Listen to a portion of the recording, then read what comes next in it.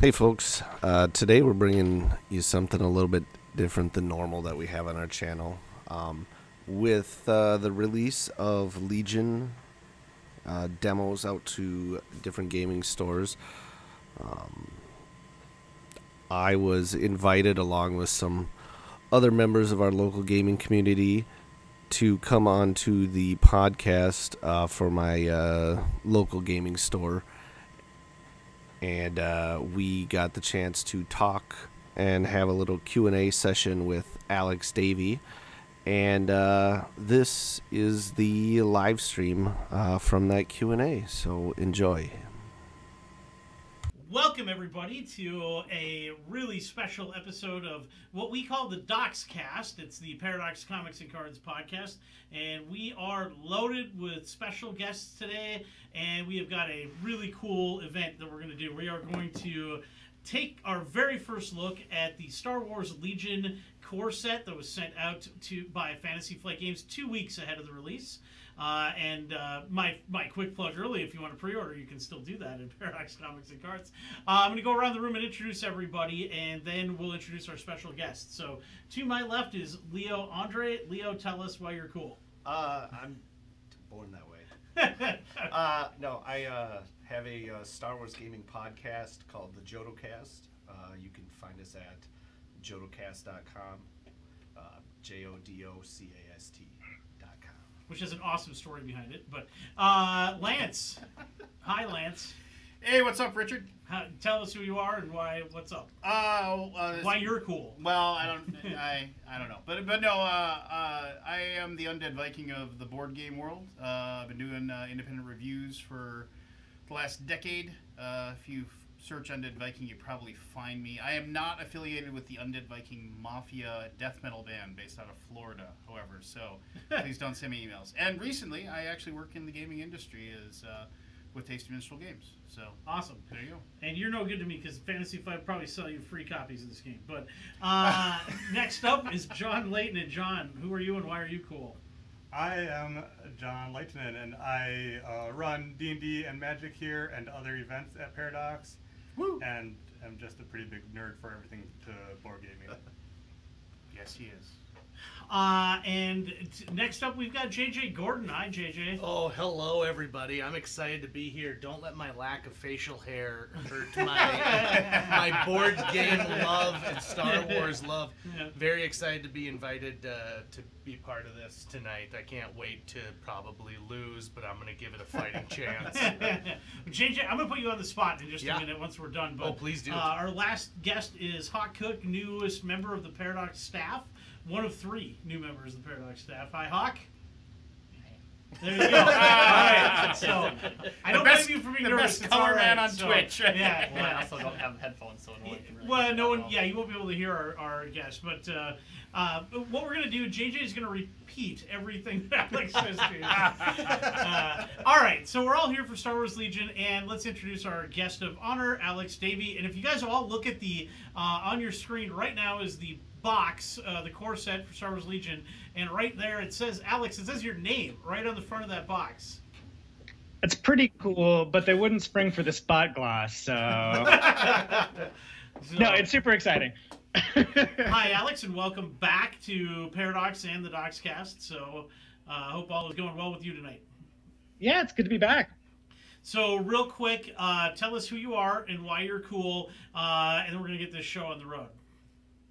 My name's Alex. I'm cool because I've been working on a bunch of really fun Star Wars miniatures games at Fantasy Flight for the last 5 years, and that's been quite a ride. Awesome. Yeah, you. I mean, when I first became aware that you were designing Star Wars games for them, it was back on X-Wing, and we had you on podcast and up here in person, and that was a ton of fun. So. Yeah, and to think I might not be where I am if you hadn't sold me those packs of Magic cards way back in the day when I was 9 or 10 years old. Yeah, that's the thing about Alex is I knew and that blew my mind when I heard you were the X-Wing designer. Not because I didn't think you could, but because I no one famous comes out of here ever, and so that was really really really cool. And I mean I've known Alex since he was a little kid. If I thought really hard, I bet I could come up with some embarrassing Star Wars stories, but I'm not going to do that. So. Well, I remember actually way back in the day you schooled me on the correct pronunciation of executor. Oh my god, that was one of my pet peeves. Everybody would say executor, and it drove me crazy. Anyway, it is executor. That was your it's not executor. No. comic guy from back in the day. The pronunciation podcast. Move the box. We're just going to do word pronunciation. So anyway, Alex and JJ went to school together, so this is a reunion of sorts. Fargo South High. Yeah, in fact, I was just looking at Alex and I were part of a sketch comedy show where we played two French guys, and we got pelted with change during the sketch. They made it hail. They did. We wanted them to throw money, and we didn't think that they'd start throwing coins. Surprisingly painful bit of theater. May I ask what year you graduated? 2002. 2002. I'm just wondering if my dad was still teaching there. Who's your dad? Well, Leo Meister. Oh, absolutely. He directed me in a play. There you go. Yeah. There you go. He had a wonderful beard as well. Yes, he does. Yeah. He's let it grow since he retired. But yes. So Alex and JJ have a challenge for you, and then we're going to open this thing up and get going. So JJ is a Star Wars fan, but not a gamer that I'm aware of. Is that right, JJ? You know, I'm very minimal. I play D&D on the weekends, but I'm not a heavy gamer. I've, of course, made my way through a couple rounds of Munchkin, King of Tokyo, but not a hardcore gamer at all. But I'm hoping to fix that. All right, Alex. Your job is to sell this man a Corsair by the end of the night. I was just going to say, we'll have you playing through 60-hour chit-based World War II simulation campaigns in no time. Good. Get out my copy of Case Blue. Let's do this. All right, everybody, you are tuned in to, not to listen to us, but to check out this great new game. So let's, Leo and John are our most well-prepared people for this thing. So you guys and Alex are going to take us through this. Alex, tell us about this cool box set. Sure. The core set, I think, packs a lot of goodness in. We really tried to put as much into that box as possible. And the quality and quantity of the miniatures in particular, I think, is really cool. You get 14 Stormtroopers, 14 Rebel Troopers, a couple of speeder bikes, an AT-RT, Luke, and Vader. So you get 33 models, miniatures, and dice, movement templates, rule books, a bunch of tokens. You know we love tokens at Fantasy Flight. Yeah, Catch up to us. Okay, yeah. Well, what we're saying right now, it's still streams. So. Yeah. So we're doing. True. Yep. So you were talking about how the figures and how you have to assemble them, because we were talking about assembly, and then just like how easy those things get put together. Yeah, I know, like, when I've talked to some people have been turned off when I tell them that the miniatures do not come pre-assembled like something like Imperial Assault did. But you know, these are really simple to put together. I mean, it's just you snap the arms in place in one little. It's not a GW thing. No, it's not a 10-piece little guy. And then you glue your guy down to the base and you're good to go. No, maybe Alex can answer because I was asking you. Like, is there, are you guys gonna have interchangeable like weapons then later? I mean, because obviously you don't have to glue the weapon to the stormtrooper. Like later on, is there gonna be like upgrades or something like that, or you could change, to like a flame trooper or something, or is that something that's in the future? So you're gonna get really, really sick of me saying this, but I can't answer that. Oh. No, I can't talk too much about any sort of future plans or releases. But what I can do is sort of talk around that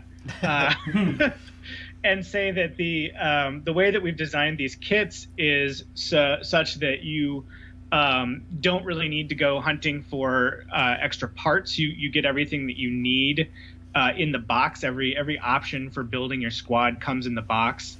So you don't have to build figures in different ways. You get, for example, in the Stormtroopers, you get the DLT-19 Stormtrooper, and you also get the rocket launcher Stormtrooper.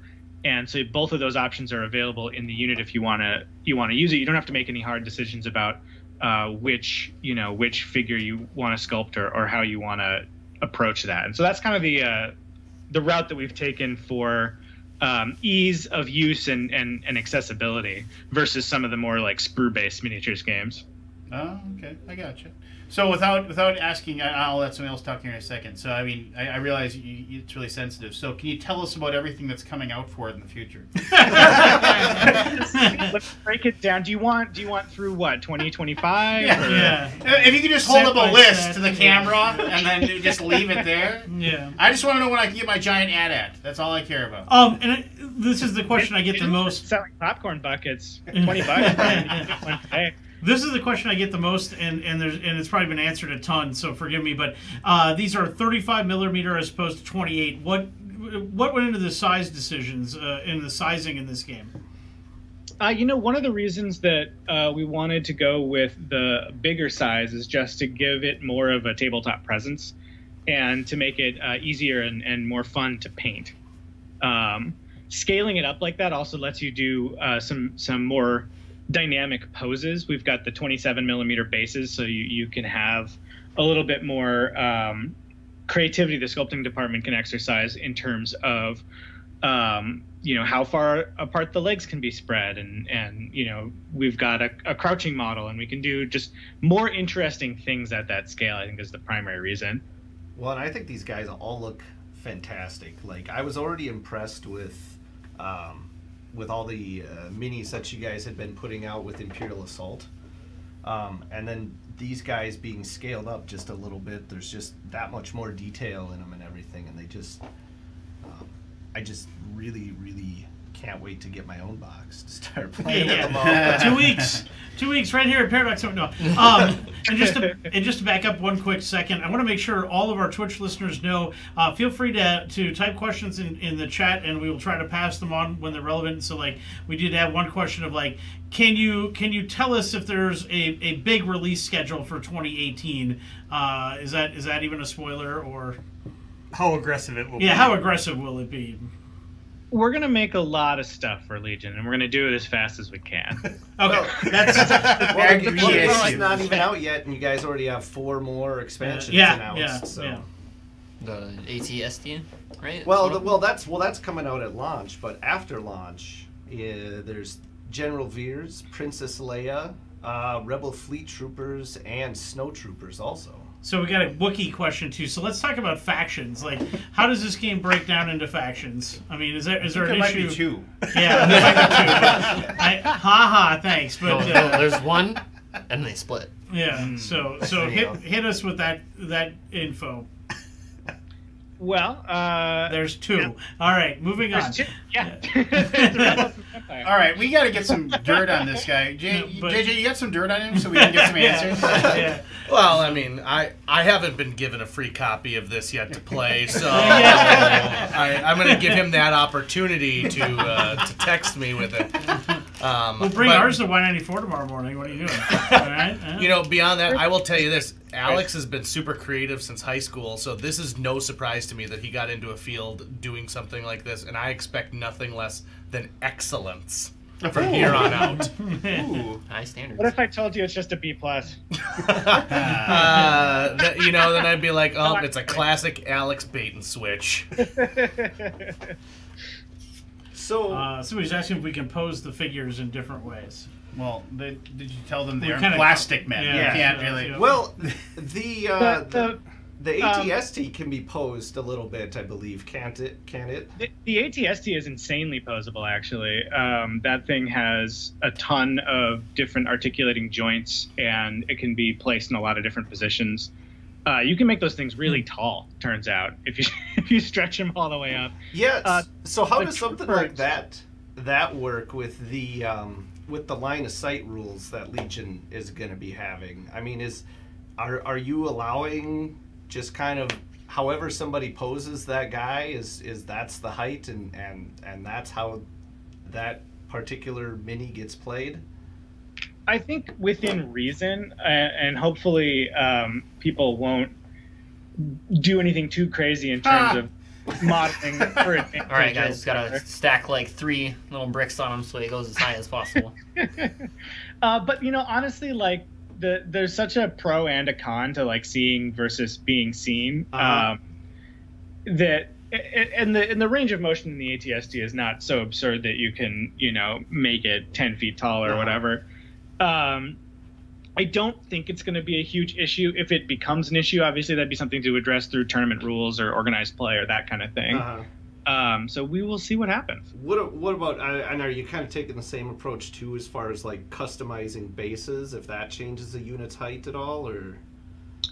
Again, like the tournament document's going to contain some information about how to handle that stuff. The general rule is that if it's recognizably what it's supposed to be and within, a reasonable tolerance, we want people to be creative. We want people to exercise their hobby muscles and, do cool stuff. So we don't want to put the kibosh on any of that. On the other hand, if it is causing problems in the tournament scene or something like that, I know the organized play department has always been very good at addressing that kind of stuff, but we tend to just do that on a case-by-case basis, sort of as it comes up. But yeah, there will be information about that kind of specific stuff in the tournament rules document when that comes out. Cool.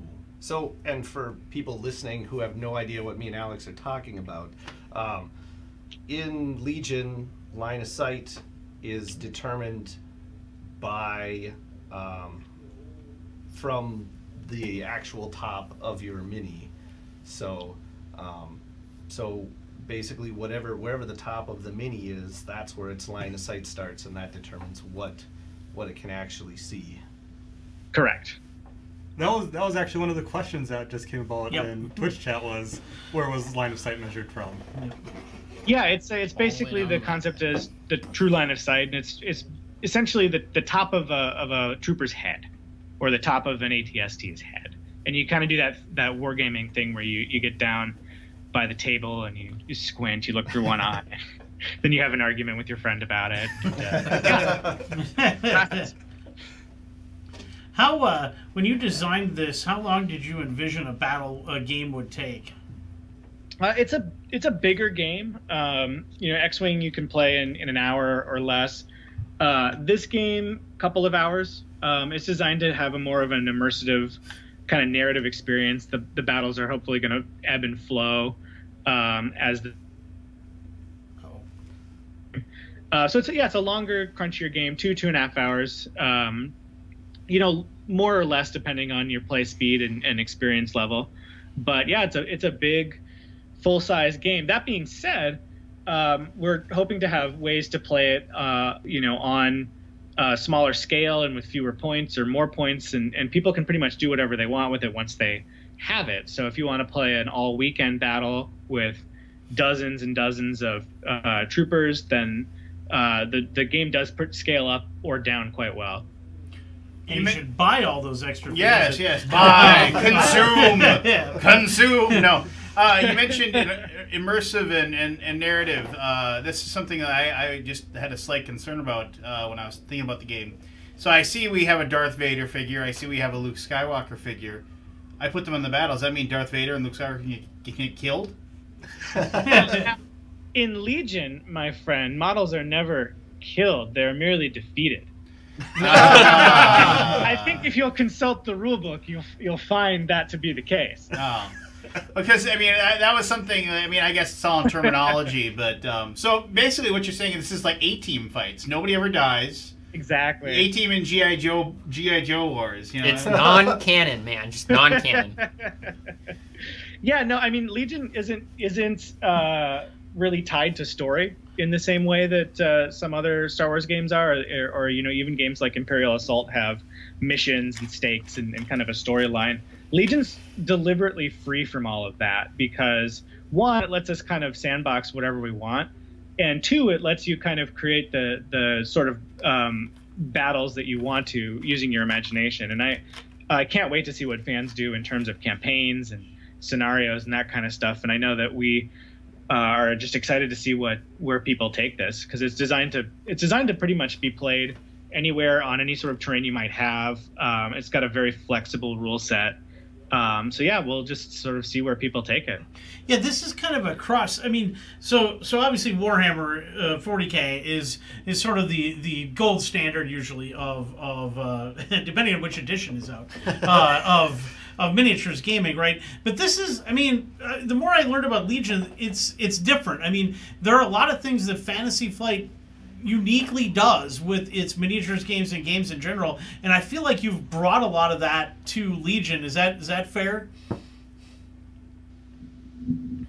Yeah, I think that's very true. We have there's a certain, I guess, house style, you might call it, to most Fantasy Flight games, and a certain design philosophy that we tend to not, we're not sort of slavishly beholden to any specific idea, but we do have things that we keep in mind in terms of accessibility, approachability. We like doing stuff with custom dice.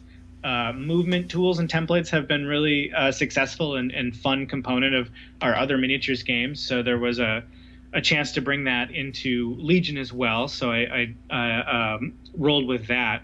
But it's just, it's sort of like finding stuff that works and extrapolating and expanding on it. And what having custom dice and a very simplified range ruler and movement tools does is it lets people really get into the game very quickly.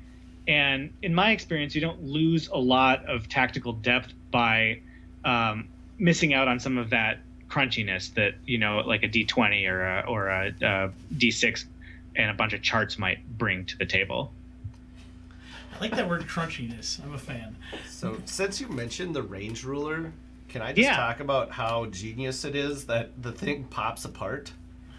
Yeah, they did a good job with that. Because that's one thing I always hated plastic about the X-Wing range ruler is, like, if you want to just check for range 1, you got to worry about, bumping into all these other minis all across the board and stuff, because the whole thing is, range 3. Yeah, that's very true. And I know that one of the first things that a lot of people gets when they play X-Wing a lot is a set of like range 1 and range 2 rulers. Mm-hmm. So yeah, that going into Legion, we just definitely wanted that to be able to be broken down and transported. And also, you can just use the length that you want to use versus having this whole, giant unwieldy thing that you have to deal with. So that sounds like a perfect example of things you've maybe learned from previous games. That's one of my next questions was, taking this history of FFG style and philosophy, like, what have you learned that you brought to the table with Legion? I mean, and I guess a little broader, what was the inspiration for Legion in conjunction with that question? Sure. In terms of lessons learned, one of the big things that I learned working on X-Wing and then working on Armada is that if you want a game to have a lot of room to grow, you need to kind of build a lot of like levers and switches and buttons in the game design sense into the game. Simplicity is good, but you want to have the ability to make new units unique, to make new mechanics unique. And the keyword system in Legion lets you have a lot of flexibility in that regard. You can change up a few keywords, you can change up a couple of stats, and you can really have a very radically different unit that plays completely differently from another kind of unit. So that plus certain things like vehicle movement, custom dice with symbols that we can kind of apply to special effects. A good example of that is the dodge ability, the deflection that the Jedis have, where they can spend dodge tokens to reflect, shots back at their attackers and get a higher defense save.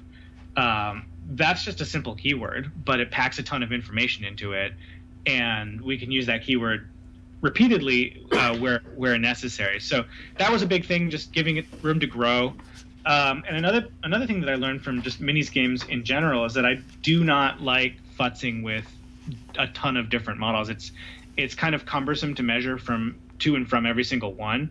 So I really wanted to figure out a way to simplify that system so you can just move one important mini, and then the rest of the squad kind of coalesces around it. It's a small thing, but it is a time saver, and it does make the games quicker and a little less fiddly. So I'm pretty happy with how that turned out as well. In terms of what inspired Legion in general, there's probably a little bit of DNA in there from just about every game I've ever worked on or enjoyed.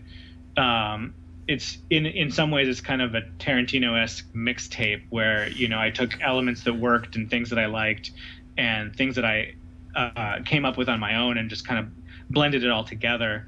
But the biggest thing was I wanted the commanders to really shine. I wanted it to feel character driven. I wanted to feel like Star Wars, where, you know, important heroes really do turn the tide of battle.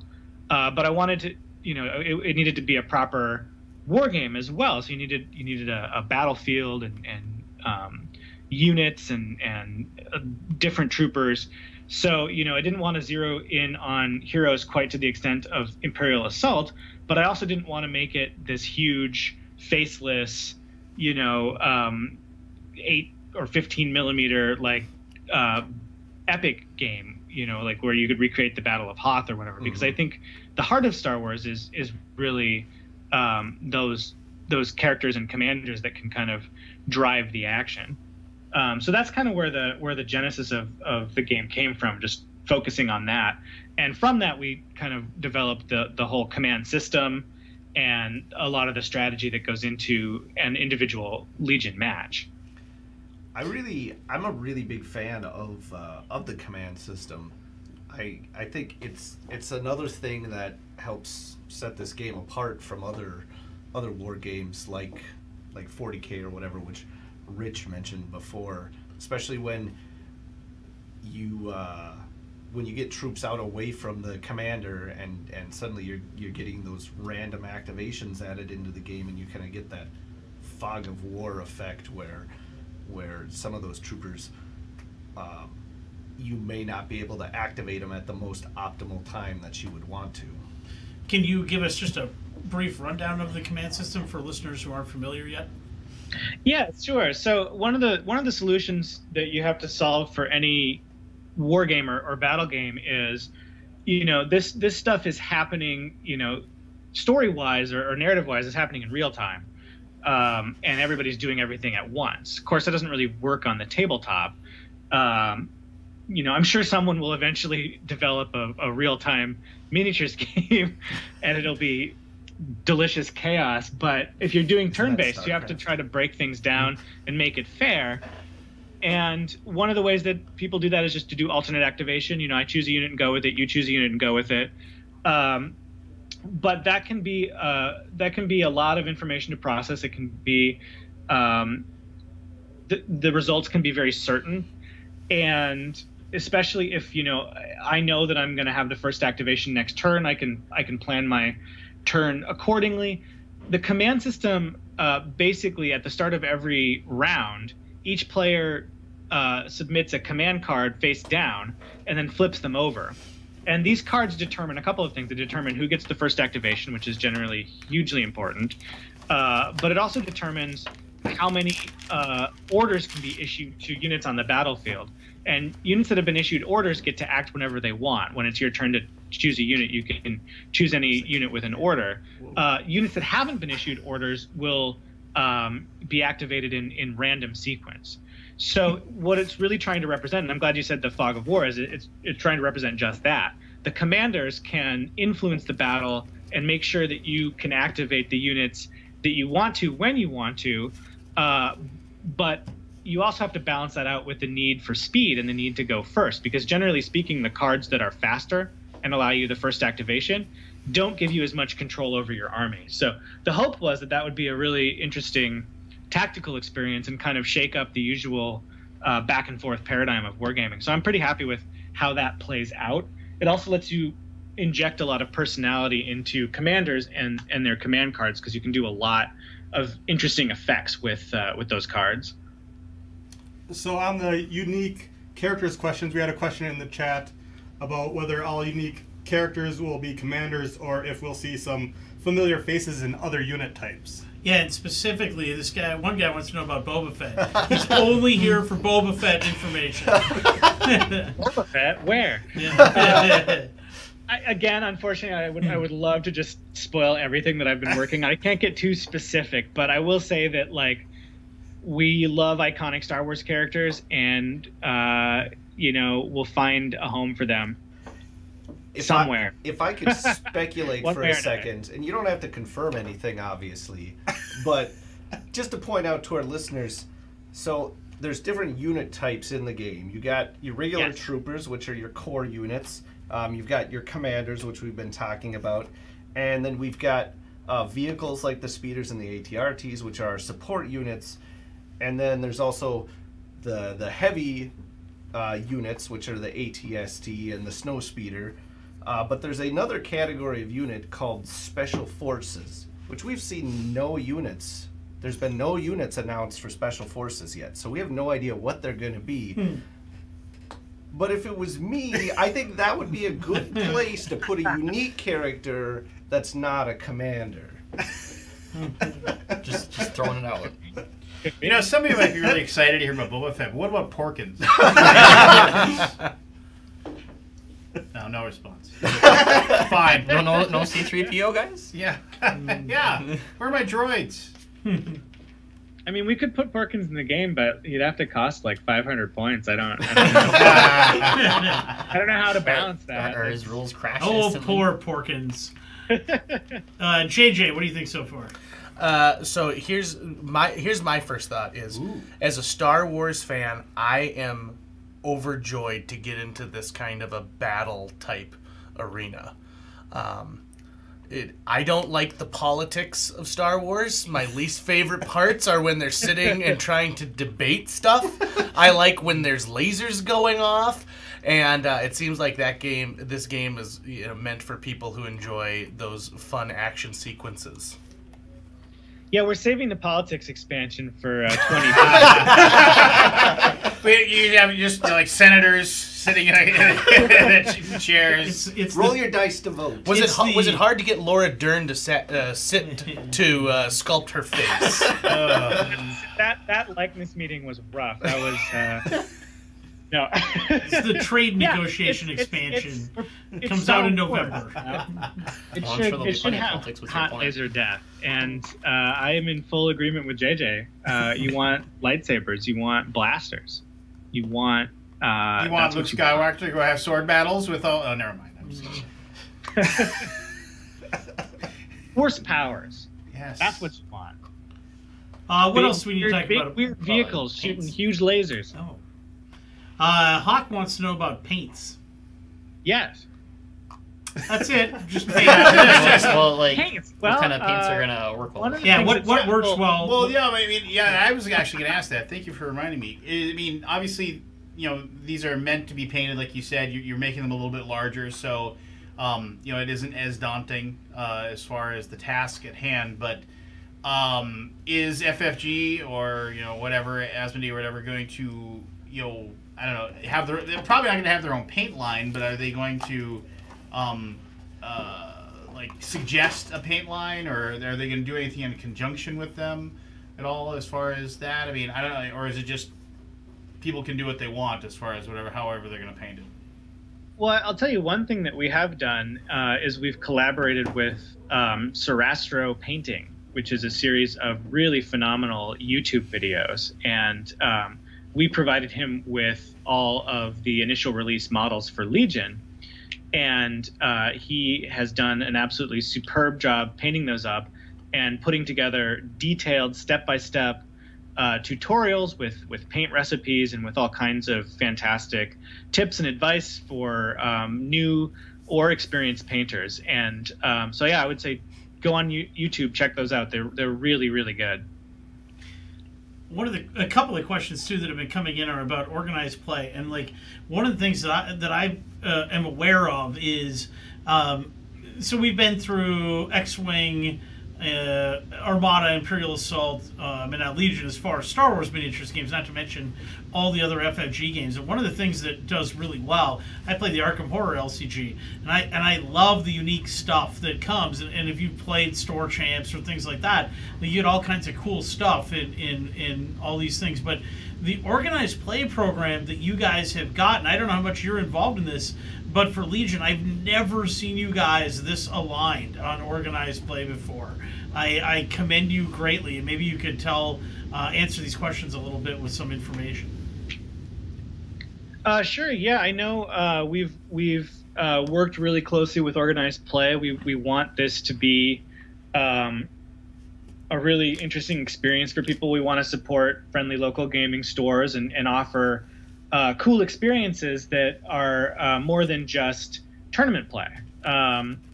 So we're hoping that leagues and different types of missions and battles will be popular. We're definitely branching out a little bit in terms of what we're offering with Legion as compared to some of our more sort of Swiss pairing tournament focused games.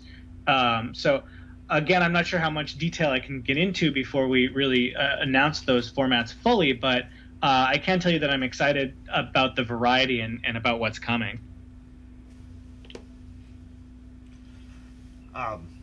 Yeah, okay, well, now you put me on the spot by gesturing at me. I did, sorry. You always had more questions.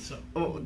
I think the thing I'm most excited about, and I think it was something that was maybe not necessarily announced, but referred to kind of obliquely in one of your, in the actual organized play announcement article. They said something along the lines of, go out to your store, and whether you're going to play a 800-point skirmish or engage in some campaign play, with your friend, it's going to be awesome. Or I don't remember that, but just the fact that campaign play was something that was mentioned kind of got me excited, because I think that idea intrigues me a lot versus just straight up skirmish battles, but kind of having something, I don't know, maybe similar to like the Corellian conflict thing they have with Armada or something like that would be really cool, I think, with this game. Yeah, we're very open to that idea. I mean, this is a game that is not as laser focused on just the sort of deathmatch kind of experience. All of the games of Legion, even if you're just playing the straight up game out of the core set, they're very objectives focused. You can't win games just by destroying the enemy. You have to achieve things. I think, in terms of Star Wars lore, the Rebellion's fighting this very mismatched guerrilla operation against a huge and powerful empire. So, battles of attrition don't make a ton of sense. Generally speaking, the Rebellion has a very specific objective, as do the Imperials, who are trying to achieve these larger goals of finding and eradicating the greater Rebel Alliance. So in terms of that, the game is already very much structured to have a little bit more going on than just trading gunfire across the table with tiny soldier men. So I think that the system itself hopefully will lend itself very well to that kind of campaign play and to more, robust experiences that you can maybe play over the course of a few weeks. So yeah, I know that I'm just trying not to blow the lid on any of the but yeah, it's gonna be exciting. They've got a lot of cool stuff planned. A couple of really quick things. Somebody has pointed out that the Senate mechanic was part of the old CCG. And I know you're an old CCG player. So, storage. You can do anything in that game. That game was crazy. One of the things that's being asked is about storage about the game. Can we see the divisions in this box? And then I gave them a look at it already. Okay, yeah, perfect. John held it up to the camera there. And,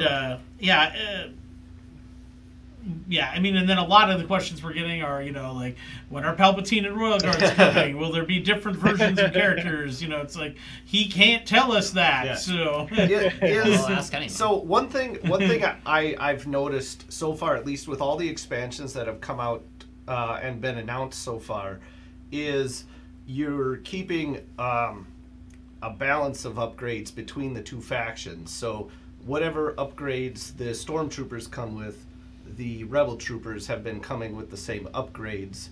And so which means, at least so far, if a person wants to focus on one faction, it's something they can do, whereas there's been some other games where I think people have felt kind of pushed into buying into other factions or something like that they weren't interested into to get those you know, a certain juicy upgrade card maybe that they needed. And now is that something that you see continuing into the future still, where you're keeping the upgrades kind of the same across the factions? Or I mean, at least for the non-faction limited ones, you know. Right. Yeah. No, that's very deliberate.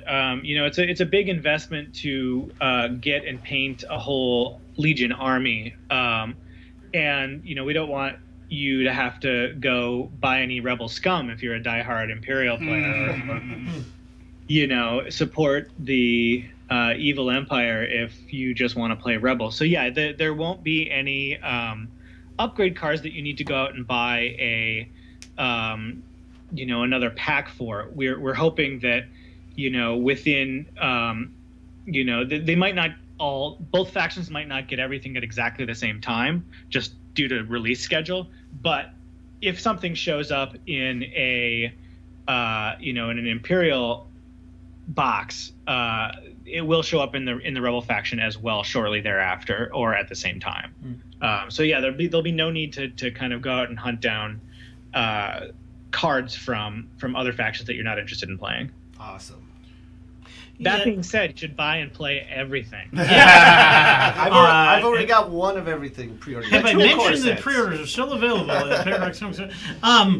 So when you make unique characters as commanders, like, one of the issues is always the balance of the cost of those characters. Like, one of the questions we got, for instance, is like, Vader is apparently the cost of about 1/4 of an army. Is that, how much of a concern is that, or how does that factor into you know, army building? Yeah, I mean, points balancing is tough. That's one of the toughest things that that you have to do as a developer. And for new games, it's even harder because your playtester resources are limited. Your understanding of the game is not as great because you're designing the game as you're trying to balance it. So it's always tricky. Of course, we played hundreds and hundreds of games to try to get it right. And the challenge with something like Darth Vader is you can't, you know, put down an anemic Lord of the Sith. He's got to do what he does on screen, which is just wreck everyone's face 24/7. So the trick is, you know, trying to find that balance of an appropriately thematically powerful character that feels right, feels like Darth Vader, feels like someone who can take on a huge number of enemies at once and not only survive but prevail. But you also have to make sure that he's not so powerful that it feels pointless to play anybody else or to pit normal soldiers against him. Vader is, you know, going to hit harder than anything in the game. He's incredibly durable. He's harder to destroy than anything in the game. Wait, defeated. Not destroyed. You can't destroy Vader. It's just not possible. But yeah, so it's one of those things where it's a delicate and quasi-scientific, but largely just sort of experiential kind of thing.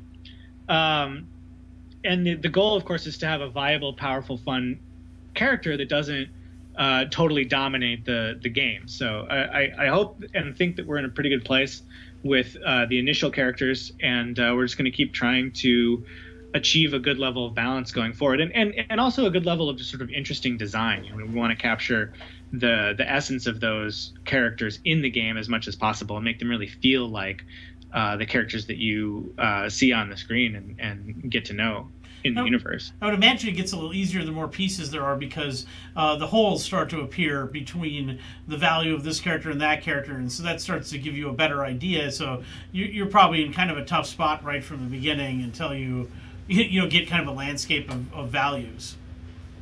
Yeah, and then one of the things, you know, of course, that we do is we design well ahead of what's actually released. You know, so I hope so. You're not working on the April releases right now, are you? What are the April releases? Yeah. No, I have a question, and this is maybe a little bit, I don't know, troublesome. But it's more okay. So I know a lot of people that are huge into 40K, and that's their thing. So and obviously, in a perfect world, there is no competition. Everybody plays what they want to play and whatever. But obviously, I mean, this is, a heavily thematic, futuristic laser battle, game, which is what, technically kind of what 40K is, but obviously it's got a steeper learning curve, I believe, and things like that. So what is this game gonna bring to the table for a tabletop miniatures game? Because, as Rich said earlier in the stream, 40K is like this big giant monolith. I mean, it's the gold standard. It's been that way for decades, and maybe you can obviously coexist with it. But I mean, what does this have that you think that you're gonna surprise like those hardcore 40K players with? What that's gonna make them want to come over here? Besides the theme, obviously the theme's gonna bring them in, but with the game and everything like that, what do you think? Well, I think it's a very specific gameplay style. It's very much an evolution of the kind of miniatures games that we've been making at Fantasy Flight, which kind of have their own distinct play style. And it's really like if you are a fan of X-Wing or Armada, or even going way back to Dust Warfare, there's a lot of stuff in Legion that's going to be recognizable to fans of our existing game. So that's one of the big audiences for this game, is people who already know what we do and like it and want more of it, or they want a hobby game version of it or a larger Ground Wars version of it. So that's a big part of it. The other thing is it's a different sort of scale and experience. You don't need an enormous number of figures to play Legion. It's designed so that you can play with between 20 and 30 models and have a pretty full game experience. So it's a bit of a smaller game. It's a little bit less massive in that respect. So I think it's got its own niche, and I think it's got its own, and the experience is of course its own thing. So I think hopefully that's just a case of it being able to do its own thing without having to worry about whatever else is going on in the minis gaming world. One of the questions too is about the mechanics of the game. We have touched on a few, but already, do you feel like there are any mechanics that are overpowered or underpowered, or like how is balancing the mechanics of different races and units and things like that? How's that going? I think it's going really well. Like, again, I wish I could share with you some of the things that are coming out, but yep. We've really found a lot of fun ideas for future units and ways to flesh things out. The core stuff is the sort of building blocks of the game. Rebel troopers, stormtroopers, they're very functional. They're very kind of core unit type of things, and that's necessary sort of for the foundation of your battle line. But we get to do the really wild, wacky, fun stuff that Star Wars is chock full of, with some of those special forces units or support units or various other things. So yeah, I think it's the real thing is just like we're trying to have each faction have its own kind of feeling to it. The rebels are a little bit more reliant on trickery and mobility. The Empire has much higher defense and sort of raw firepower. So we just sort of try to carry that theme out throughout all the stuff that's coming, and so that's definitely something to look forward to down the line. Is just some real unit diversity and some very interesting mechanics. I love questions like, what were they thinking with exhaust weapons? They seem like a lot of work for not much reward. I love one of these. Thanks. Yeah. They're tricky to use, but they're much stronger than other weapons, and it does give us another lever to pull. It gives us the ability to create mechanics in the future that make recovery actions a little easier, or you can do things like support those kind of weapons and playstyles with various things. So again, when I was talking about having different levers to pull, that is a mechanic that's going to allow us to do a lot of things that having a weapon that just is always at the ready doesn't allow you to do. And hopefully we get the balance of that right. But mechanically, what that lets you, and you can't rely on every single turn.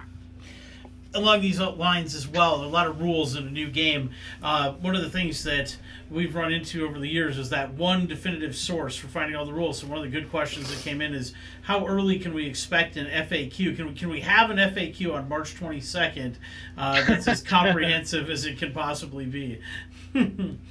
Well, I will say this. We've tried to make the rules reference extremely comprehensive. So in a way, we have attempted to kind of account for hopefully almost every question that people will have. The FAQ is for that stuff that we didn't think about. So it's going to require the game to be out for a little while and for questions to be asked with frequency before we can deliver that. If we knew all the answers to the questions that people were going to have, we would have put those into the rules reference already. I'm sure we've missed some stuff, but we'll definitely address that as soon as we can. When your exponential level of playtesters start playing the game 2 weeks from now. Yeah, and that's a really key thing. We talk about this a lot. My brother in particular get really upset if there's a Magic card, a Magic Gathering card that wasn't maybe tested enough. And I would say, well, like, it's one thing when that group of 20 people are testing it, and it's another thing when thousands and thousands of players get their hands on it. So like, it'll be really interesting when this thing gets in the wild in 2 weeks to find out what you did wrong. I mean, right? Like, oh man, Rich. No, I'm not criticizing. I'm going to defend Alex. I'm not criticizing because as I said, I work for a board game publisher, and that's a rough comment. That's a. I mean, I'm sorry, Alex. You're not ready for my army of Vaders? Like, just 4 Vaders on the table. Right off the bat, there's a shocking lack of reference to Life Day. Like a ceasefire, maybe, that I think you're going to have to fix right off the bat, Alex. God. That'll be in the Lumpy expansion. Lumpy and Itchy, they're coming with the rest of the Wookiee. Oh, I'm sorry, I've said too much. Yeah. There was another good question about design here, going back a little bit. Was a lot of this design top-down, where you had the characters and then you fit their mechanics to the characters? Or did you come up with abilities and then fit the characters to the abilities that you created? I would say it was probably more of a top-down approach. One of the things that we did very early on is kind of plan out the first couple of years of the line. So we figured out the scale, we figured out roughly how many miniatures in an army, what the sort of who we wanted to bring out when. Can you share that with us? So we knew who was coming, and so it's also just easy to get inspiration from the films, from those characters, and that really leads a lot of the design. That being said, there's also some stuff that you add in the design process because you need it. Like you may have had a cool idea for a character, but maybe he's not working. Maybe there's weaknesses to the way that functions. So you will definitely start adding abilities and statistics and that kind of thing during playtesting as well. You may have a concept that changes radically on the tabletop because it's just not working the way you envisioned it. So it always starts with kind of a vision from the top down, but it will change radically over the course of design based on how.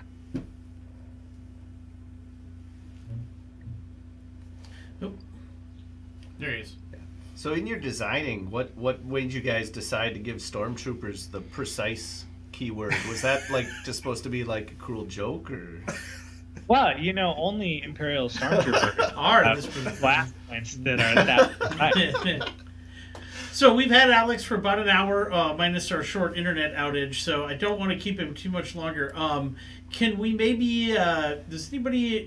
Can we go around with a final question real quick, and then I've just got a couple of one or two short, big picture questions I'd like to ask. So, Leo, you got a. Well, I just got my Stormtrooper question out. No, all right. Lay it on me. No, the precise question. Lance? Well, I guess obviously, like, this is, it's Luke and it's Vader, so we're right there in the New Hope, Empire Strikes Back era of the game, which is cool. You can't answer this question. I'm not going to ask the question you think I'm going to ask. Just relax for a moment.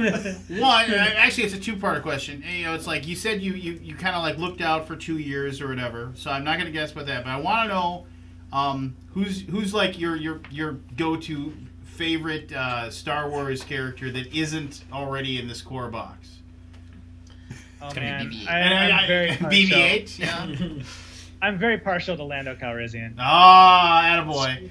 Man. And then, Do you remember back in the old days, Alex, when I didn't play the Star Wars CCG, but I would walk by when you guys were playing and say, "You guys are all lucky I'm not playing my Lando deck today." So, Yes, I do remember that. yeah, there you go. all right, Did you have a Lando deck? No. All right. But then I guess my big question is that, I mean, this is with what FFG does is they do like they almost, it's like a subscription, right? I mean, it just seems like they have like regular releases at a regular period of time or whatever. Yep. So, I mean, just ballpark figure. I mean, and this is for me, but also everybody who's listening to this. If somebody just wanted to, like, obviously the core game is, I think it's $100, right? If I remember correctly. $89.99 or $71.99 on pre-order at Paradox Comics. Now that's a deal. And then the four expansions that come out in April, how much are those? Since and this is also to help out the stream a little bit. What are you said you pre-ordered them? What are they? Yeah, there's expansions coming out with the core set yeah. too. So how much are the expansions? All expansions. I think I got them all for I think at retail it's like about $250 or something. Yeah, like then that. the map is 20%, so I think that's what we were doing. All right. So okay. So is that indicative of like every like 3-4 months? I mean, releases. I mean, you're going to be dropping, because that's not really all that much money. Because I watch people walk in and buy, they pay $25 for a single figure for a Warhammer army. So I mean, if you're dropping a couple $100, but you're getting a ton of units, that's not that bad of a deal, honestly. I mean, is that kind of like what the plan is? I realize you can't give me specifics. I'm just wondering how much is this going to hurt my pocketbook over the next years? Is what I'm more concerned about. Because like a Stormtrooper expansion, yeah, I mean, we're certainly planning a steady stream of releases. The prices will be in line with what you've seen already. And the units that are available at launch really run the gamut. You've got everything from a couple speeder bikes to an AT-ST. So pretty much most future releases will fall in that range and will be priced the same way. So you can quite easily extrapolate that a box of new troopers will cost the same as a box of rebel troopers or what have you. Perfect. So yeah, I mean, the content is going to be steady, and the hope is that people will get whatever they want to customize their army. It's pretty easy to get to 800 points with just the core set or a couple core sets and some expansions. So it's really a matter of, when new stuff comes out, we want people to be excited about it and to want to add it to their arsenal so that when they do build their armies, they have more variety and they can try different strategies, and then the game stays interesting and alive in that respect. And one of the things that I'm really pleased with is that just buying a new commander for like, I think it's $12 or $13 completely changes your list building potential. I mean, the difference between Luke Skywalker and Leia, or Vader and Veers, you're going to have very, very different power levels, strategies, and armies with those commanders. And so one of the cool things about the way that's structured is that these very small financial investments will give you a ton of different gameplay options and flexibility. So I'm hoping we just continue to do a lot of different commanders and provide that for people as the game goes on. All right, and I'm gonna hold on. I'm gonna ask one last thing. I know. So, I know you said you're gonna be at UK Game Expo. I might actually be there, but are you gonna be at like Gen Con? I don't believe I'll be at Gen Con. I will be at Adepticon, and I will be at the UK Games Expo. Yeah. I'll be at Gen Con. You can come see me. Okay. Okay. Well, if you're not going to be at Gen Con, can you tell me what you're going to release for Legion at Gen Con? Yeah, no. All right. So before we go to the other side, and John, I just want to follow up on Lance with just a couple things. So one thing, as a store, from a store and a player perspective, I'm curious if you've learned anything from the longer running games, like say X-Wing as an example, right, where you've released a wave of X-Wing, every 3 or 4, not you personally, every 3 or 4. I actually do. I go house to house. Yeah. Pedaling on his little bike. Yeah. So tired. But so tired. But the question is, the shelves populate, and the both at the store and at home. Any lessons that you can take from the release schedules you've had before that you're applying to the release schedules for Legion? I think we did learn some things from our previous games. I mean, the Legion's launching strong with a lot of content right away, which I think is important. When we did Armada, for example, it was just a core set for quite a while. I think Rune Wars had the same issue. So one of the nice things about the Legion schedule is that we're trying to get a bunch of stuff out as quickly as we can, so that it's a complete and very robust gaming experience right out of the gate. Obviously, it's not going to be just a fire hose of releases for the entire life of the game, but we do want it to be steady. We want it to, we want the game to be reinvigorated frequently. So that's kind of what we kept in mind when we were determining the release schedule and stuff. A lot of that stuff is not my department either. That's a much higher level decision between production and marketing and that kind of thing. But I'm very happy with the plan that we have in place. A lot of the things that we're doing with Legion, I think, are really geared towards its success. So I'm really happy about that. And the last part of that, so you're filling a niche in Star Wars games that doesn't exist. Right. X-Wing gave you the dogfighting, Armada gave you the fleet battles, Imperial Assault kind of gave you the small scale, now you got the big scale here. But do you worry, even as a designer, about how many Star Wars games there are?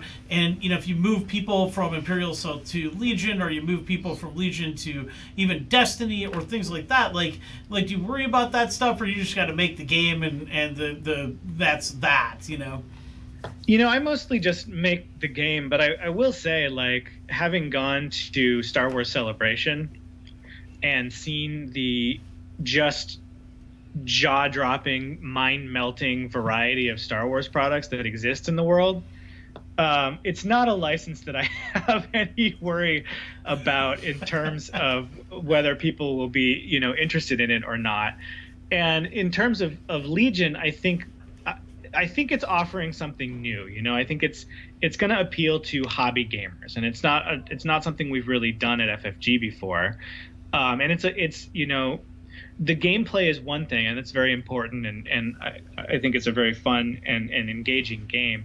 But equally important is the hobby aspect of things, because painting your own army, customizing it, playing on handmade terrain, on really cool battlefields, it provides this kind of immersion that other games just don't. It's the only reason that people spend absurd hours and large sums to play these games, because they really do bring something that other games don't, and that is kind of a special thing. I mean, that's one of the reasons that I got into miniatures gaming and into my job in the first place. Is I walked by the old Phoenix Games in Minneapolis, the late grade Phoenix Games, and I saw this huge siege being played out through the window, and there were just hundreds of models and a big castle, and it was just the friggin' coolest thing I'd ever seen. So I was hooked, and I dabbled in minis games growing up, but that was in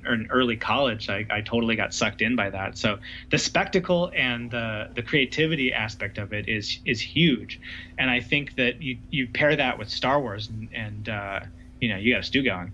All right, John. It's something that I've been interested in, and I saw some chat about it as well. So I'm on the topic of terrain. So we have the barriers in the core set here. Is there plans to include more terrain in future products, or is that mostly going to be a fans to acquire them? Obviously, at the start of the game's launch, it will be really helpful to sort of supplement those barricades with other terrain. We want to support this game in every way that we can, and that's about as specific as I can get, unfortunately. I know I'm doing a lot of that, but that's just the way this goes. All right, JJ. All right. And you kind of touched on this a little bit, Alex, but designing a game for Star Wars must be a daunting task because you're not going to please everybody from the get-go, right? So my curiosity is this, is in a world where obviously Star Wars fans are no longer relegated to a basement and a VHS copy of something that they happened to get from an uncle years ago. This game doesn't look like it was dumbed down at all. Was there any pressure to make it maybe a little, more family friendly or easier to pick up at one point that you guys obviously fought back against to say, no, we want to put out this product specifically? Fortunately, there really wasn't that struggle or that conversation. And I think the reason for that is, one, the vision going into this game was that it would be a more advanced kind of hobby game and would be kind of a bridge for people who've never played that kind of thing, but also appeal to veteran wargamers. But I think the biggest thing is that we already have a really phenomenal, easy to pick up, easy access game with X-Wing. I mean, that's the game that you can teach to your 8-year-old or even your 6-year-old, and you can learn that game in 5 minutes, and your investment is just a handful of ships. So that has been hugely successful for us. And rather than try to recreate that, we really felt with Legion we had an opportunity to do something we hadn't done before, and to do this more complicated game. I hope that it will appeal to people who haven't played something so large and immersive before, because I have tried to make the rules easy to grasp and simple and hopefully elegant, but also tactically deep. But we definitely didn't. We didn't have the super casual, never played a board game in their life kind of people in mind when we put this thing together. Well, we'll see how easy you made it as I fumble my way through it. Like a stormtrooper entering a rebel ship. We'll be sure to give you the rebels then. That's why he's here. Hawk, do you have a question? I'm sure it's in the rulebook, but is it really one named character per army? Well, like in terms of I can't take more than one Vader per se. Yeah, you can't. So there's a little dot next to any card that is unique. So you'll notice that with Luke and Vader they have that little dot, and that applies not only to named characters, but also anything that we want to limit to one per army. So yeah, you can't just field 6 Darth Vaders. Cancel my pre-order. As lucrative as it would be for us for people to buy 6 core sets, you got to keep within the theme of things. You're getting a lot of heat for not going to Gen Con, by the way, in the chat. So just, I've been to Gen Con every year for the last, I don't even know, 6 years. Yeah. It's so nothing year, like yeah. it used to be. It's almost, if I didn't have to work, I wouldn't go. It's not, that sounds elite. That sounds awful, right? But, I mean, Gen Con's just That's a why zoo he's now. here. No, Now, there will be Fantasy Flight folks at Gen Con. There'll be a couple, my I'm esteemed sure, yeah. colleagues from the minis department will certainly be there representing. We divided the labor a little bit. Like I said, I'm going to Adepticon and the UK Games Expo, and someone's got to, make the donuts. yeah. Well, yeah, and I mean, Keep the game going. So let's do a little housekeeping and then wrap this up with a personal question a little bit. So the game releases in 2 weeks, Thursday, March 22nd. Meantime, you can come here. You can go if you're probably there might be people watching all over the country. Find your local game shop that's got the demo and go check it out. We'll have our demo up front starting tomorrow. So if you come by, a lot of my employees will stare at you and say, "I don't know what you're talking about or how to play it, but here you go." But it's going to be there. So that's 2 weeks from now. Way to do your part. Yeah, no, exactly. So, well, we're getting there. Shut up, you. Yeah, but and like here, like a lot of places, you can pre-order the entire thing. Stop by the shop or call. We'll take care of you, and hopefully you'll be in line right behind JJ. Yep. Lastly, the way to find Paradox, we do this as a podcast. We record live. We post them on Twitch we post them on iTunes every Monday. So this will also come out in audio form, and Alex will let you know when that happens. And you can find us on it's paradoxcnc.com is our website, or Paradox Comics and Cards on Facebook. Or the old-fashioned phone is still there too. Alex, how do people reach or follow or find you if they need to? I'm a bit elusive. I'm not on the Twitters or the Instagrams or anything like that. Didn't you hear? It was going to be at Adepticon and UK Game Expo. But you can certainly contact me through Fantasy Flight. I am on Facebook. I'm around at almost all of our big events, Worlds and the big tournaments and stuff. Yeah. And I follow various feeds and stuff. So I can be found. And if you do find me, I'm generally very happy to answer questions that people have and interact with people. So, yeah. So here's my closing question to you, basically. I've known you forever, like we said earlier, and I've had these experiences as a comic retailer where I've gotten to go to, like a Comics Pro convention or behind the scenes at something or other and meet somebody cool or whatever. But the thing is, though, Alex is just a person. He's just like all the rest of us, and that becomes really, you said elusive. It becomes really elusive when you're a fan of the game.